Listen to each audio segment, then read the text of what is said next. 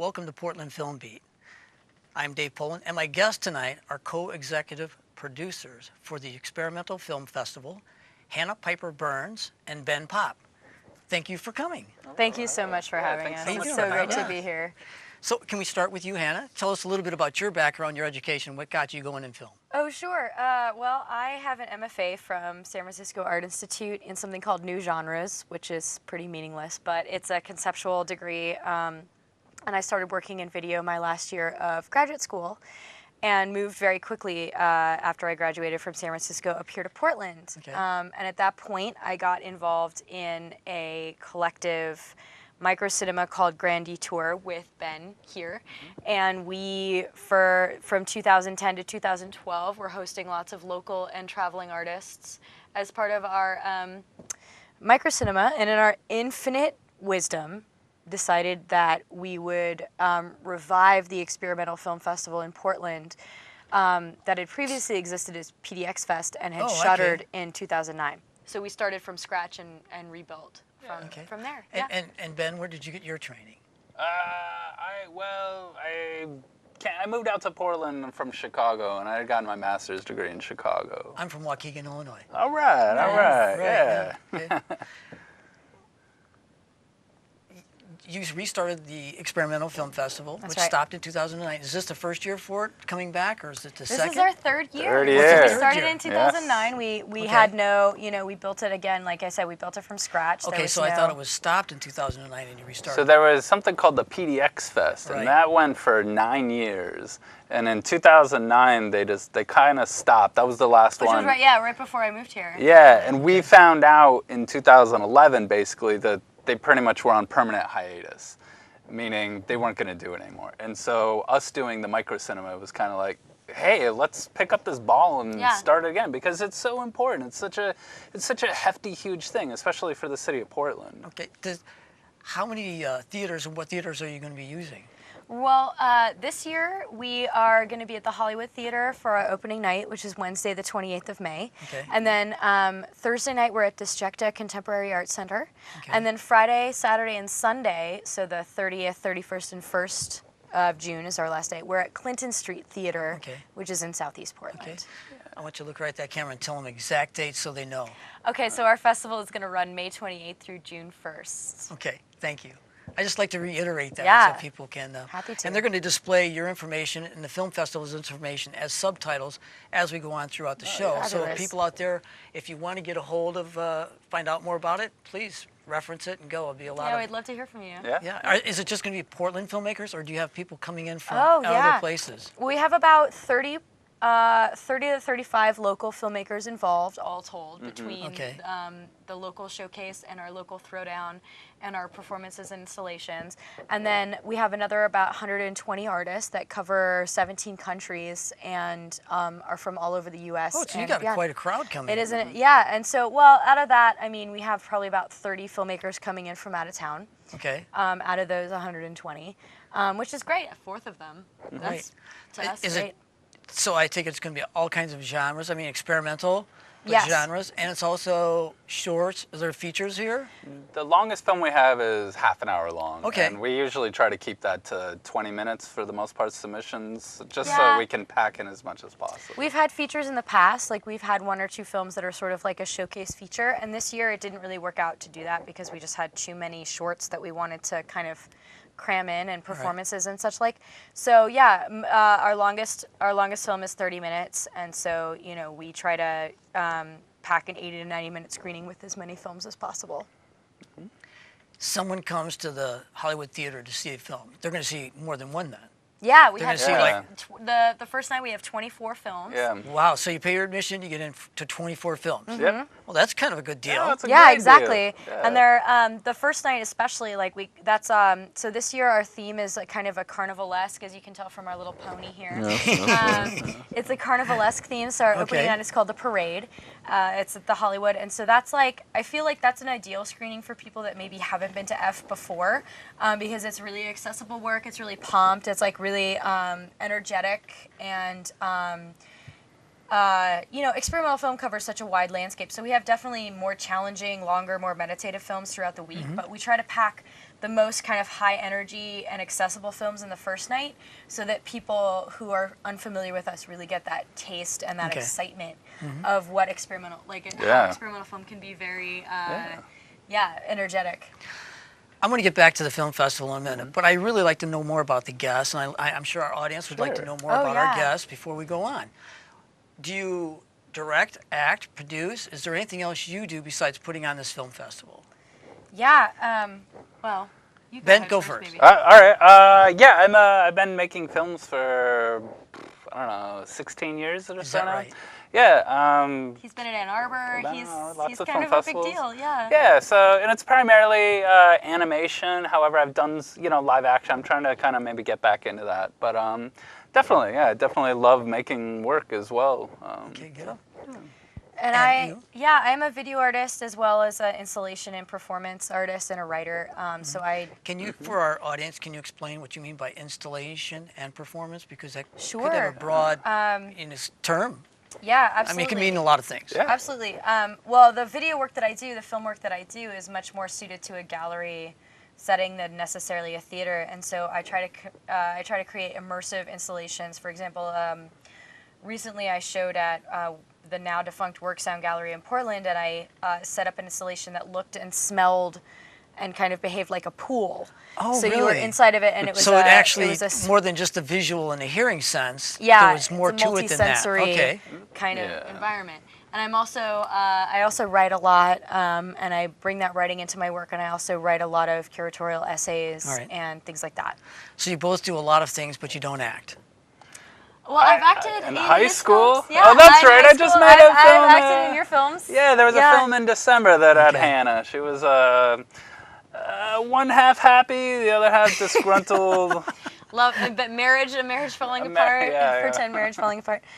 So yes, and I actually come from a theater background, so I think the performance aspect of my work is really informed. Are you by from that. San Francisco then? I went to grad school there. No, I'm from DC. Oh, the DC Originally, area. yeah, DC and you're area. from where? in I'm Illinois? actually from New Mexico.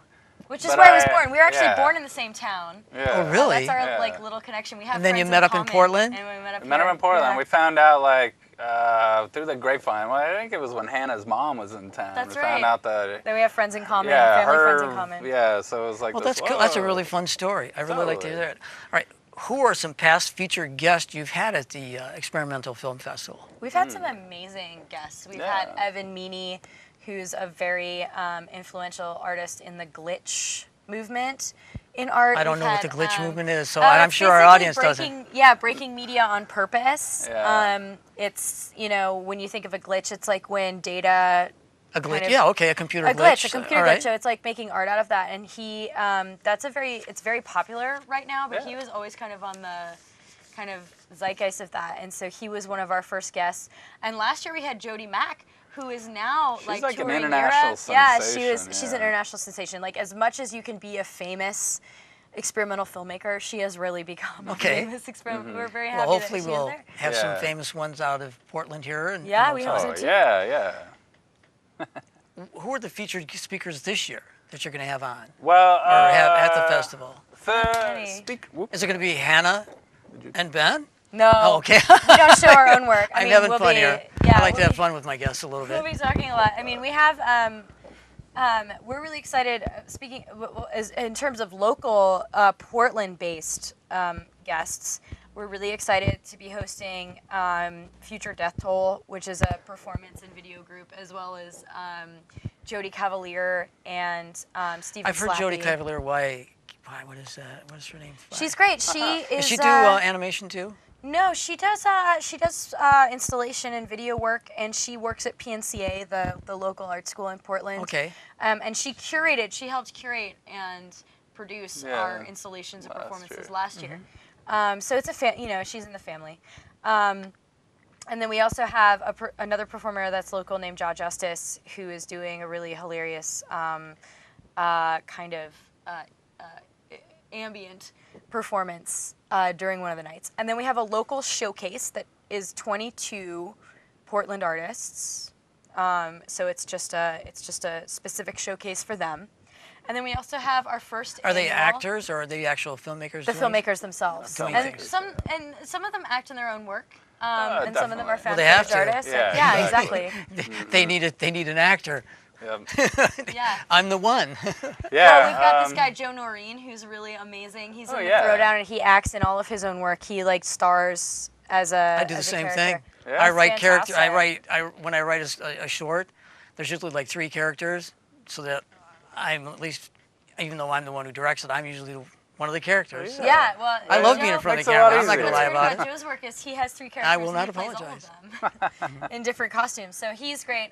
Bob Moritz. Bob Bob Moritz, does that. He does- makes his he own appears in his films own and films. acts. And that. Right. You know, and So my next question was actually Sure. going to be, can you name a couple of the local filmmakers that we might know and Yeah. and the name of their films if you know them?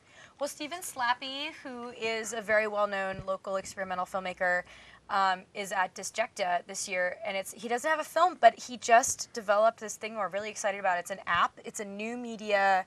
It's like a hybrid video game experimental film that you can buy on the iTunes store.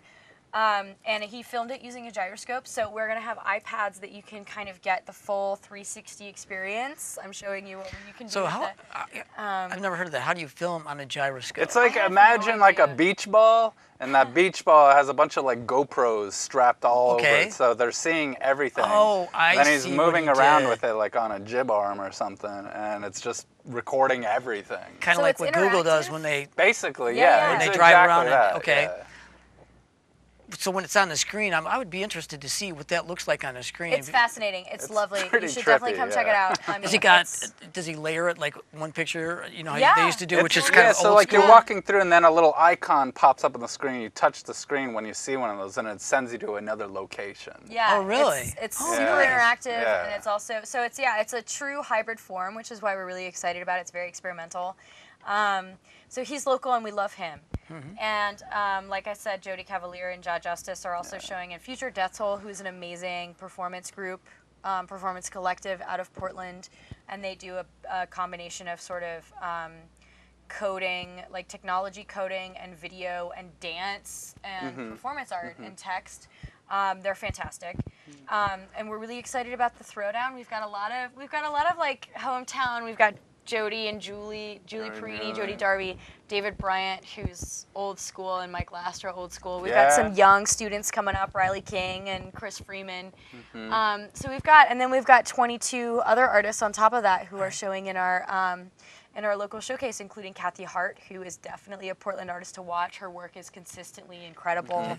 Lori Damiano, Lori she's Damiano, she's done a definitely. bunch of stuff for all sorts of known bands and whatnot, Yeah. just little All right. animations. Rose You keep Dixon. mentioning Throwdown. Is Yes. that opening night or is that closing night? The Throwdown's actually. You have to tell the audience what Throwdown is So- because they'll probably It's a want to new- just come to the Throwdown and Yeah. Well, so the Throwdown, It's awesome. we really kind of like wanted to make it over a few different nights so that it didn't just happen one single night. And so the idea being that Thursday Night of the Fest is this opening round, so like a team. So we have the quarterfinals on Thursday night, we have the semifinals on Friday night, and the finals on Saturday night. So it goes throughout the fest, and you start with 8 teams, and much like I'm told sports go. Yeah, so you have a curator who's like a manager, and the curator chooses an artist, and the artist is like a fighter. So you have like the manager and their fighter So it's against kind of this a other. boxing or wrestling or- kind of model where we're having people kind of go head to head. There's been a lot of trash talking Oh, happening I get you. on Yeah. social Okay, media. kind of like a rap Throwdown. Yeah. All right, but it's a film And then- Throwdown. Exactly, and All they show right. their pieces back to back, and then we have a panel of judges that are part of the many artists we're bringing in from out of town. So they'll sit on a panel and in the moment sort of declare the winner, and they'll advance to the next round. And Yeah. so That's out a of great those 8 idea, teams- though. Oh yeah, yeah. Yeah, it's really fun. Yeah. We've been really excited about it and engaging the local community that way. Can you tell us any highlights from past experimental film festival of Portland? What's a great past highlight of the last 3 years? Oh, there's been so many. Last year, Let's there go with was- last year's highlights. Okay, Jody last Mack year, doing Jody Justice Mack, Acts of yeah. Mom. So she has like it was about 40-minute long animation. It was about her mom's poster shop. But it was a rock opera that she set. Rock opera. She to, set like, to the cover wall. the- Pink Floyd's The Wall. Or no, Okay. Dark Side. It's Dark Dark Side. Dark Side of of the the Moon. Oh yeah, you're right. And right. she came and she sang live Yeah. to the piece. Wow. It was incredible. But that was the same night that Devin DeMonte, who from Olympia, he's came from down. Olympia and did Stalking the Wild Washi, which was an overhead projector performance, and that was incredible. We've had Future Death Toll in the past, and they've been incredible. We've had, Evan was great. He showed a long form piece our first year, and Matt McCormick has shown work, and he I did a directed film the with Matt first- McCormick. Yeah, Yeah, so what was that? I was actually an extra in One Day at a Time. Oh, yeah. nice. There yeah. you So he was the director of PDX Fest. All right. And Matt's we- gonna be actually gonna be a guest judge for Yeah. one of the throwdowns. Yeah, Okay. he's coming in. We're really excited to have him.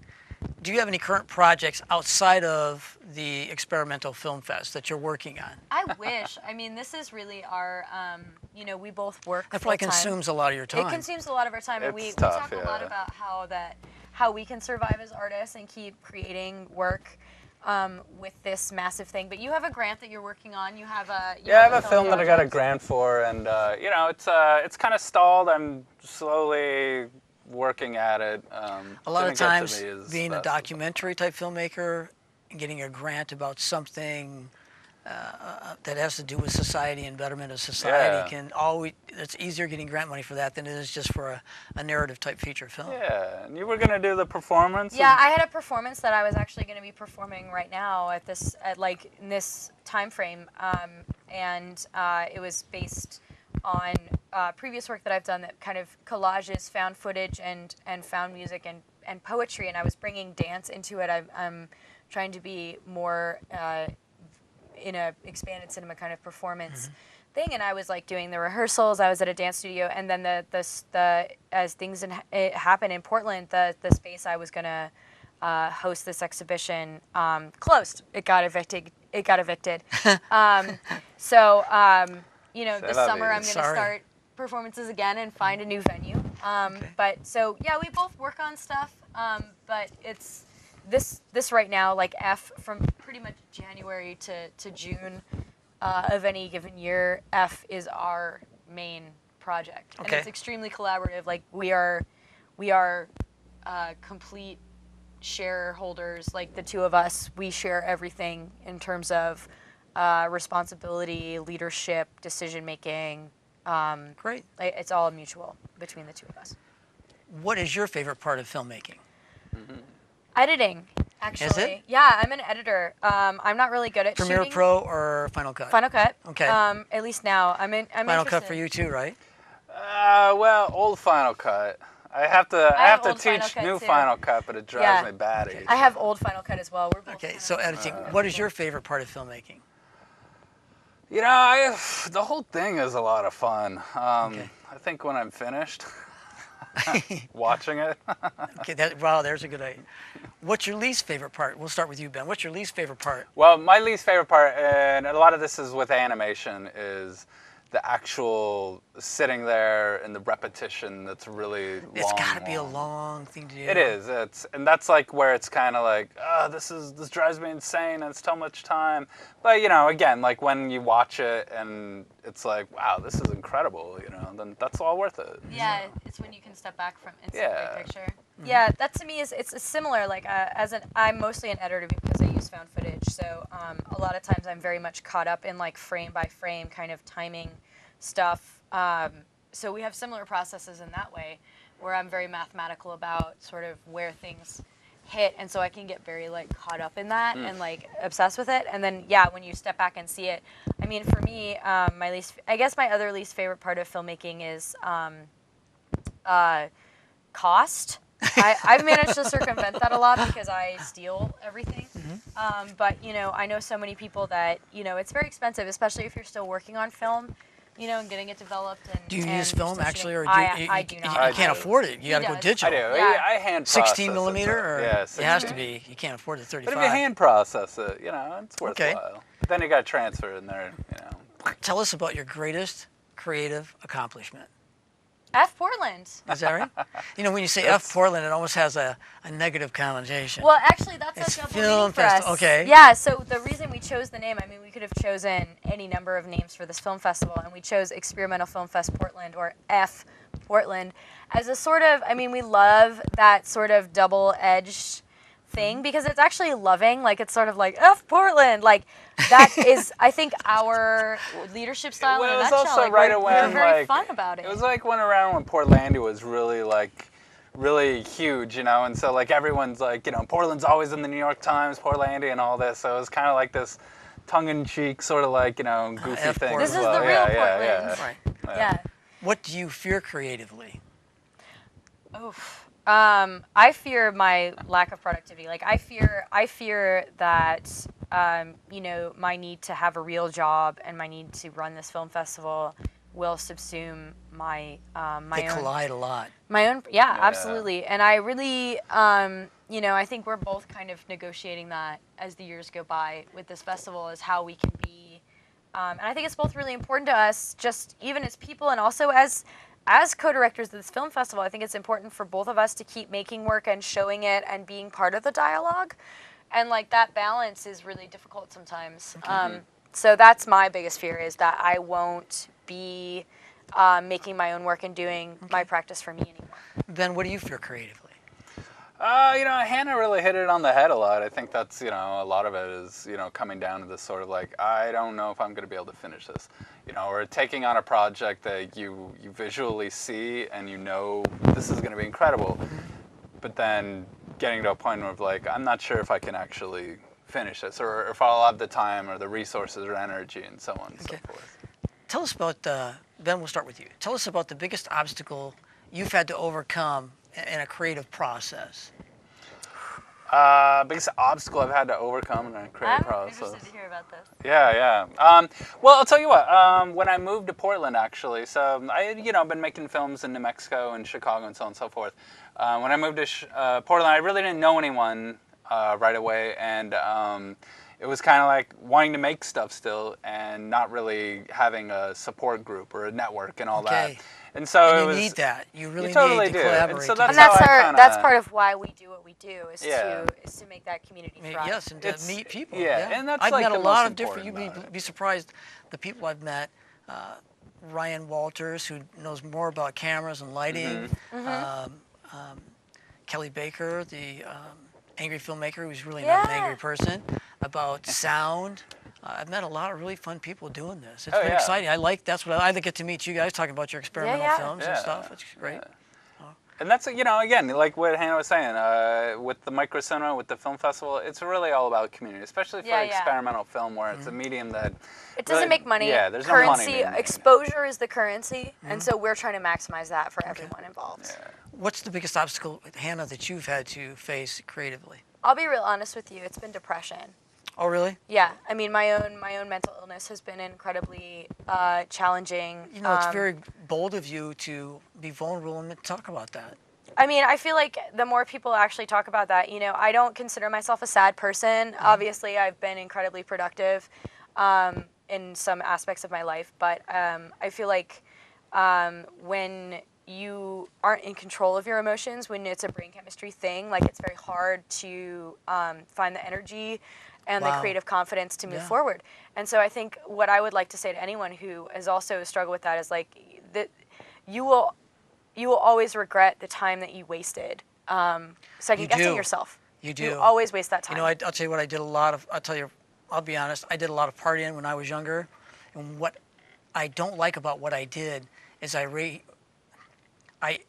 wasted so much of my creativity on foolishness.